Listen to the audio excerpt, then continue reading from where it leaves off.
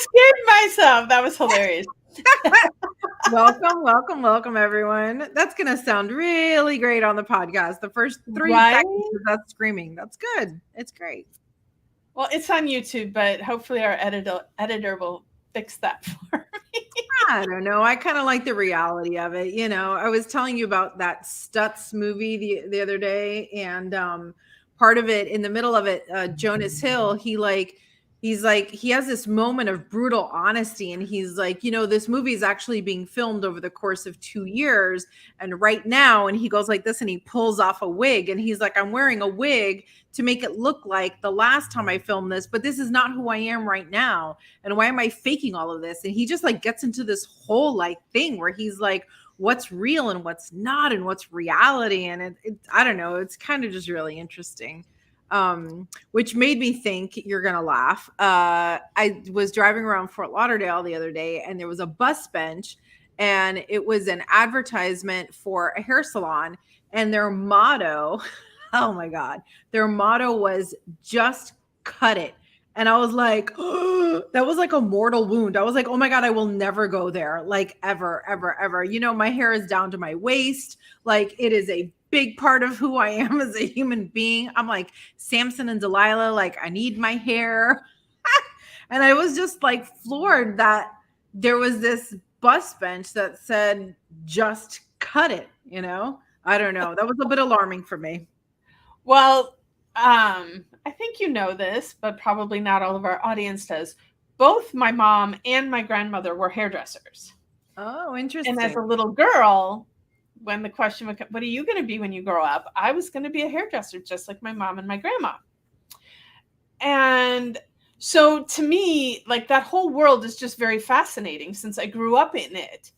And for me, like, especially in my teenage years, I think I drove my mom absolutely bonkers because like every 2 weeks I'd be like, okay, mom, I want my hair like this now. Okay, can we do this one now? I mean, I was like she's like, I just cut your hair. Like, can't you just like keep it like that for a while? But no, mom, I want it like this now. I mean, I was constantly changing my hair.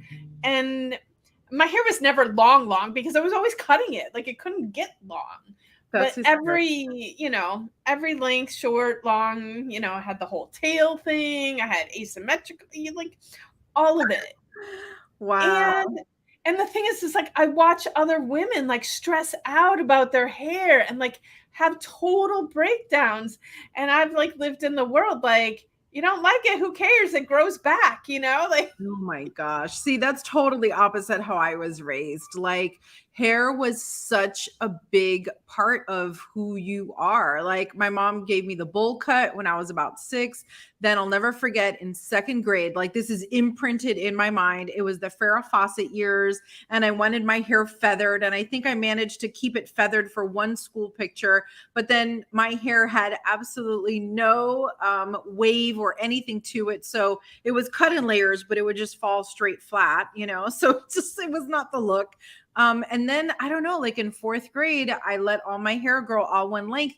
And I swear to God, I'm 48 years old. And I mean, I've had layers, I've had balayage. Now you see I'm letting my gray grow, you can still see a little bit of the brown peeking through there, but I'm just a long hair person. Now I will tell you, I have fantasized about having a pixie cut. I don't think it would look good on me. Maybe in my next life, my next iteration, I'll be pixie cut girl. But yeah, I don't know. It's really interesting. I have to talk, since we're talking about hair, I have to talk about one other thing.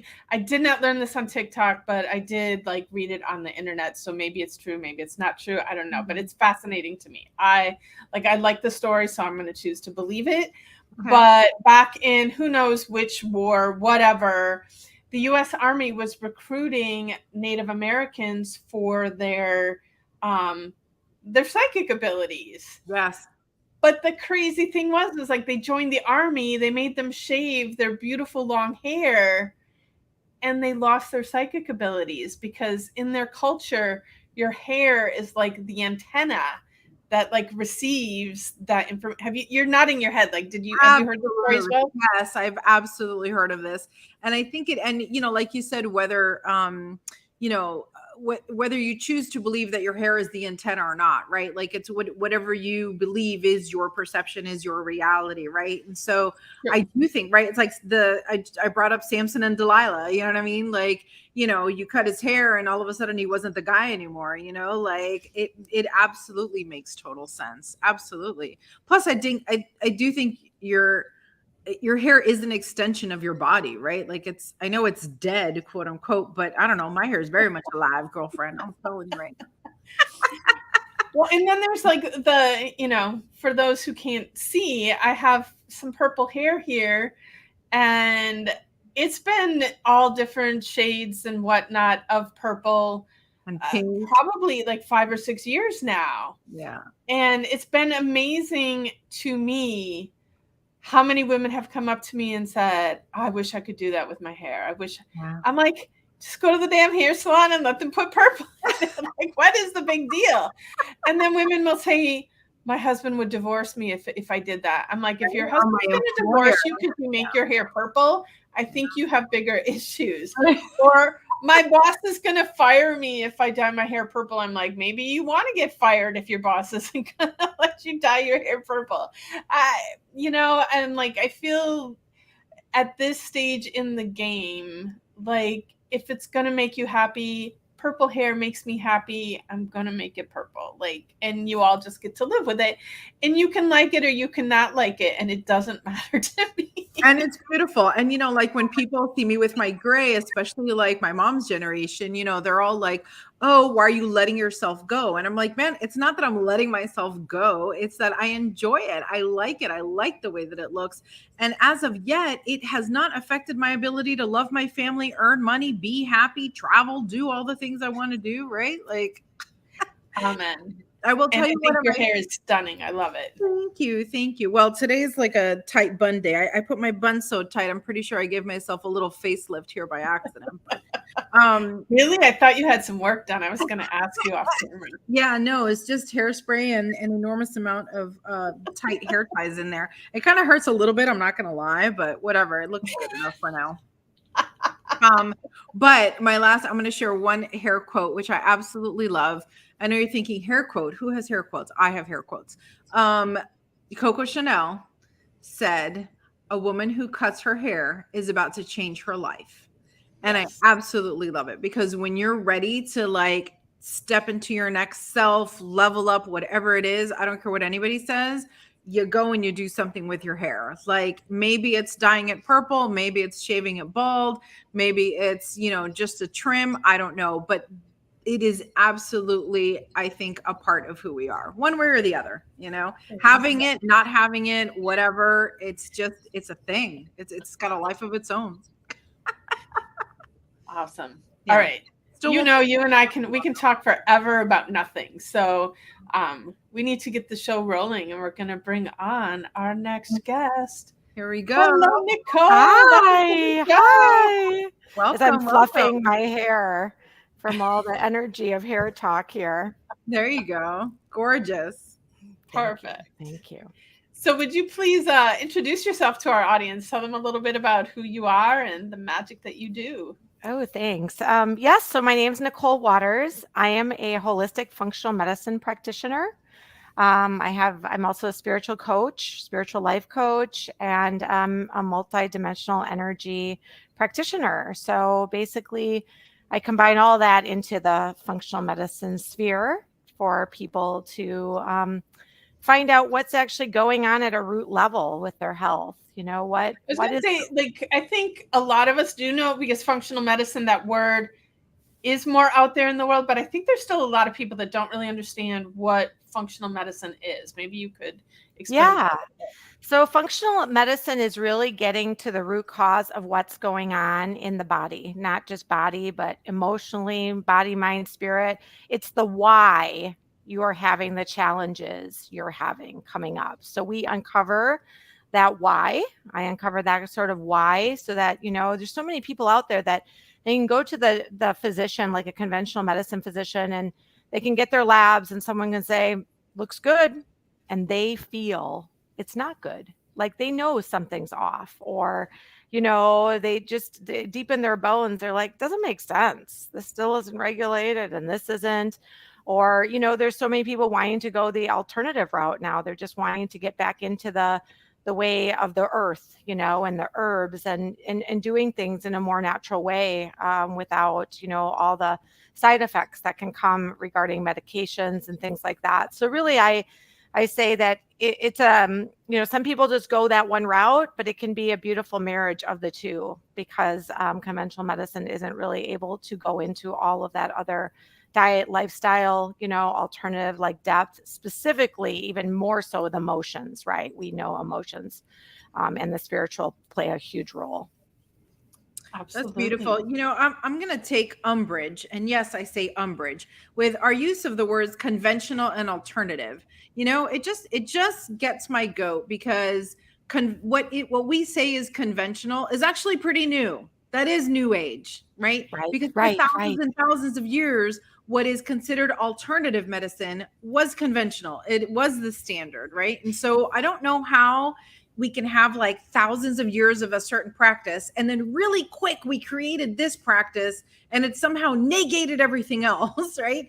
And now it's right. like, to get back here, it's like there's this climbing and this clawing, and but I love what you said about there being a marriage of the two, right? Ways that all of these things can coexist at the same time, right? Like I'm all for advancements, and that sort of a thing, but also let's not leave the past in the past. Like we used it for a reason, right? Of course, and there's so much ancient wisdom there, so much ancient wisdom, which I think more and more of us, I mean, women, men and women carry this, because we both have the divine masculine, divine feminine within us. But to start to bring that up, because, it is powerful, powerful medicine.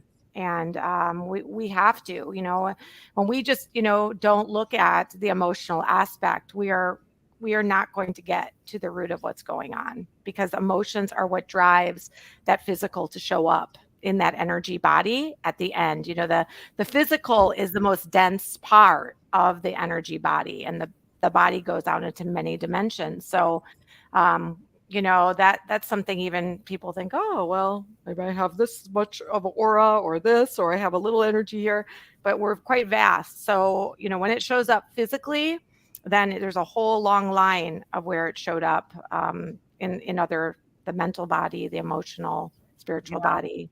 This would be a great point for you to share one of your success stories. I'd love for our audience to hear, just like what are without divulging right too much, because I know we have Sure. patients and things like that, but what's one of your success stories that kind of keeps you motivated to do what you do? Yeah, I have a great one to share. I'll give you an idea. I had a man who was, he had severe IBS, right? So his life revolved around finding out if anywhere he traveled, or what his day consists of, where the nearest bathroom was. Mm. So he would go to the bathroom like 7 times a day, like have, diarrhea or something, running to the bathroom. So can you imagine like his quality of life of just like, okay, am I going to cramp? Am I going to make it? Can I get on this plane? You know what I mean? How am I going to route this all out? That's enough to make you crazy in itself, right? Like just, the hyper anxiety from it. And once when we started working through the integrative labs, or like looking at, okay, here's your labs, and actually starting to go into a little bit deeper what they mean from a functional aspect, because it's in a whole nother aspect conventionally. They look at it and then they say, oh, this is the problem. But we tie the emotion to the lab, to what maybe they're feeling like, okay, if it's stomach stuff, what aren't you digesting? What have you held in? Or what can't you like nourish your body or assimilate, that you're constantly in that state, moving to that? We start to add that emotional piece, and then the spiritual work. I do a lot with the vagus nerve, with breathing with people. I do Reiki. I start to teach them how to, calm that fight or flight, that parasympathetic, activate that. And it was really interesting, because here was this man who was going to the bathroom, like every day. His whole life was just so stressful that when we started really doing that energetic aspect and the emotional aspect and putting these pieces in place, he had like all of a sudden this huge purge, and then his body regulated. He's back to going to the bathroom twice a day. It, Amazing. of course, came over time, but it was really like, of course, he started to freak out. I don't know, that resistance of, oh, what's going on now? Something went awry. And this is where that coaching comes in, and you're really able to be like, stick with me. I've done this before. This is part of this process, right? That ebb and flow, getting goosebumps from it because it's just how beautiful this process is. And then, all of a sudden, this huge purging of all this just, like generational programming, different things of childhood that he had been taught, or the way he assimilated emotions and how his thought process, created that imbalance within the body, moved out so that the body could come back to a balance. And it's all about creating balance. It is. It's all about balance. It's all about balance. And, this is one example, but there's so many. And I think that's why, even now when I've been really, really instructed, like through my higher self and my guides, the scan, when I work with a new client, scan their energy body first. And I find, like, especially with women, we see a lot of stuff coming up. There's all different areas, but a lot like within that womb area and, different ways. And of course, the gut is everything. It regulates, our serotonin, how good we feel. And so if the gut's messed up, there's going to be things going on with the brain too. So just kind of starting to get an idea of what's actually going together, and then putting those pieces of the puzzle together to create, this like, okay, I have a pretty good idea what this puzzle's looking like and where these places need some attention and where we're going to go for a plan of action. Nice work. Yeah, so our show is all about women empowering women and lifting each other up. So I'm curious to know, what is one piece of advice that you got from a woman that had an impact on your life? The biggest thing that a mentor friend said to me that changed my whole life was, watch the way you speak to yourself. And that self-talk changed everything for me. When I started to realize what I was saying, and then even going deeper to realize what I was thinking, and then how the body showed it to me, right? Like pain and anxiety, right? That sort of thing. And starting to put that mind-body connection together, and then doing affirmations and different things to start to atrophy those old pathways, and saying, nope, not going to come along with me this time. That might have been that story, but I choose a different story.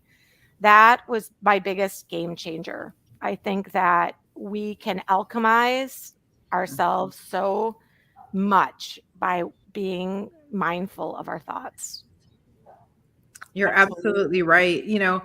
As you were talking earlier about things being stored in the body, I was remembering just my own childhood. And I've shared this a couple of times on the show. When I was a kid, my dad was a raging alcoholic, and no coincidence, I had horrible stomach pains. Like I thought I had IBS, And then when I was 14, my parents got divorced, and my stomach aches lessened by like 75%. Like it was absolutely amazing.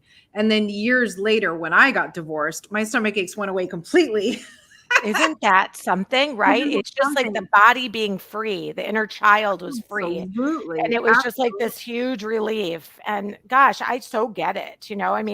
I don't step into this field because I, was one without health issues. That's usually what catapults you, right? You can't find the answer. You're searching and you're on this path. And then it's literally like the universe saying, like, if you really want to know, you have to go in. You have to like learn it all, so that you can be that, and bring it forth into the world. And so I understand it. We all come from dysfunction.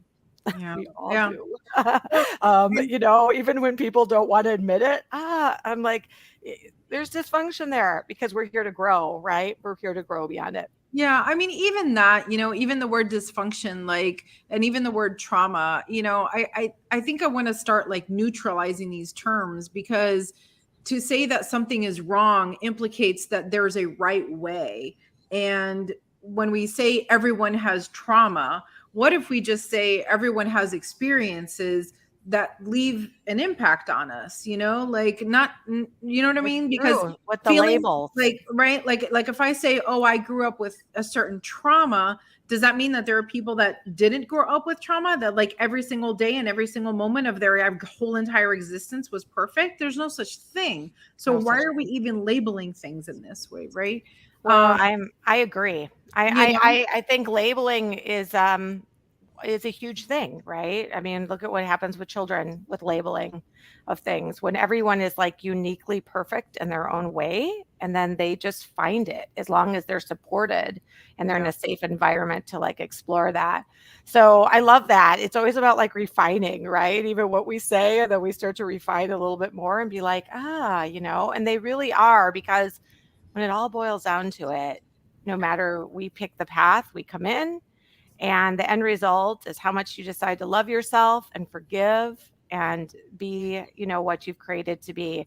But it does take a while sometimes to get there. And some people choose not to go there. But that's what I'm here for. And I think that also I feel like, women, having more and more safe spaces for women to completely like really open up in these spaces where they felt like, okay, I really can't use my voice, or how do I trust this? And really weaving that is beautiful. And it's such an honor and privilege to be a part of that, because, we all have work to do, deep work here. Yeah. And it's so multifaceted, right? Like we learn and come together as a village, we learn and come together as women. I am one of those people that I always felt that if I could just, I felt that every book held a secret, right? Now I'm gonna ask you our book question in a second Yep. here, but I always felt that if I could just crack open a book and turn to the one page with the one sentence, that would change my life, And honestly, it's worked out pretty well for me. Oh, wonderful. I love books. Like it has truly. Like sometimes you just get, like the one piece of advice you got from a woman, right? Same thing. Right. And I know you have a million books to choose from, but is there a nugget? Is there a book that you would recommend to our audience? Well, I don't read too many books outside of spiritual books.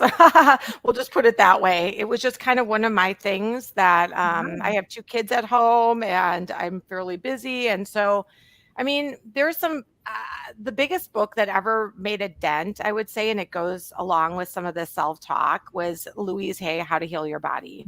That was my first real book that was like giving me some answers as far as, okay, what's showing up, in a lot of ways. And now there's something tied to it. Now, not that every statement was exactly what went on in my body, but it was such a nice blueprint from another woman who had actually, like, her story is right. She cured her cancer through her self-talk by changing all of that, by self-love. And so I feel like it's a very empowering tool, especially when we have life throwing at us at different ways, or sometimes some people just feel like they're so in the midst of too much overwhelm, right? To be able to say, you know what, here's someone that, really like changed all their course. It's a very empowering book. So I tend to lean to something like that. And, I also, my other one tied for it is there's this book, and I just don't read through all books. I'm one of those that like goes through some of You're a it. grazer. You like to graze through the Yeah, books. I'm a I grazer. get I that. am. I'm a Yeah. grazer.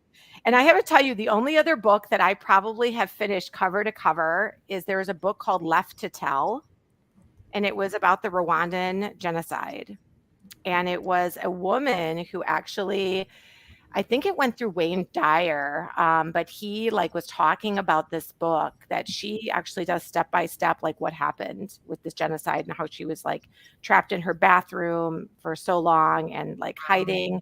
And she went through, I mean, it was just such a gripper. And she actually now like works for United Nations. She learned English and everything in her, so that she had this like story to bring out. But it was so, it was just, I mean, I read it from front to back. I was so gripped. And I feel like it was very empowering for me to read it because, when we have things that challenge us in our lives, and some of us have just like one right after another, whether you call it karma or whatever you want to say, and you can read something like this of someone who is so strong amidst, you know what I mean, these external circumstances, it really gives you a lot of strength. It gives you a lot of that if they can do it, that you can do it too. And That's wonderful. and really I think that's why sometimes some of these pieces, stick out in your mind, like you just so resonate with them because they touch you at such a deep level. Yeah, that also, we were talking on an earlier episode about, what's going on in Iran with the women right now. And I'm sure there are stories that are going to come out of this that, those of us living here in the US, we can't even imagine what they're going through and then what it takes to stand up to that. And the immense strength, right? Yeah. And so it's amazing.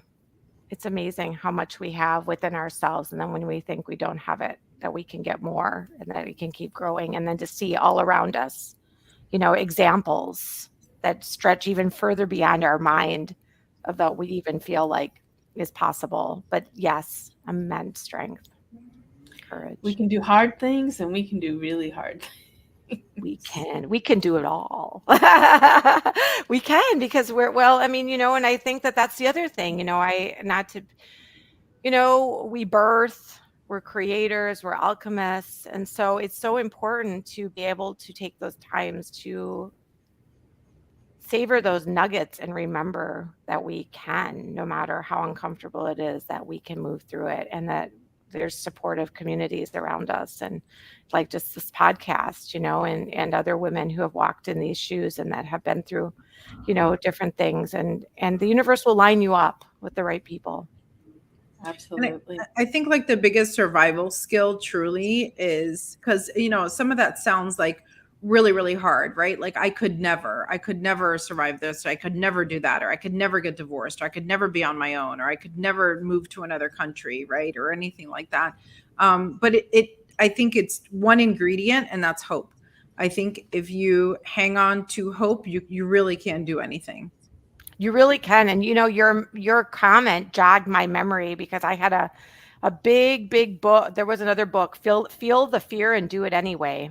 That was one of my first books that like allowed me to move. I was in a bad marriage, and it was that book that gave me the step to do it. So I always had felt like, okay, yeah, if I'm feeling some fear, that there's something behind it, because fear can be good in a way, right? It can propel us. It's just if we're staying it for too long or letting it overtake our life, no balance, right, Julietta? If it doesn't create balance. So there is, and it's remembering that we have that. Our ancestors have that, right? Like that have gone through all these, or the different races have this, like Native Americans we were talking about, like just the tenacity and that race. And, calling that in to embrace that and bringing it to back us so that we can walk in that way.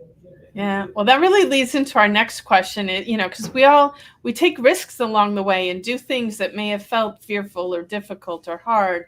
And so what is one thing that you've done in your life that you'll never regret? So the one thing in my life that I will never regret is choosing me first. That I put myself first. It took me a while. I wasn't always, there was times where I was a doormat. I got everything sucked out of me.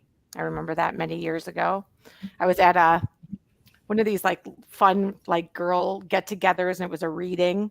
And the psychic woman's like, yeah, and you're like a doormat to others. She said something like this to me. This was years ago, like 20 years, right? And I was like, and then I just had to start investigating, right? It really triggered me. But, it took me a while, but it was really that, giving myself the medicine first, because I'm not good for anyone else unless I am taking care of myself. And that is a aspect of love, right? Our self-love, that we choose ourselves, that we are worthy, that I am worthy to, put myself first and do the self-care and do everything that is needed for me to be able to show up in this world. So it's been my sacred center, really putting that up, choosing myself first. That's amazing. And it takes it doing it continuously, right? Like It's a it's a practice. continuous practice. It is. It's a continuous Like practice, and sometimes.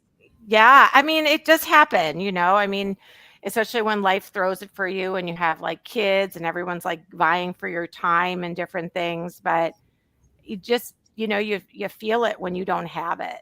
Mm. When you just decide not to, you start noticing you're more irritable or something's not right. It's the same thing that happens to me when I don't get outside. If I spend a whole day and I don't get outside to be like under all this, then I can tell that I'm off. So I have several self-care tools I must have.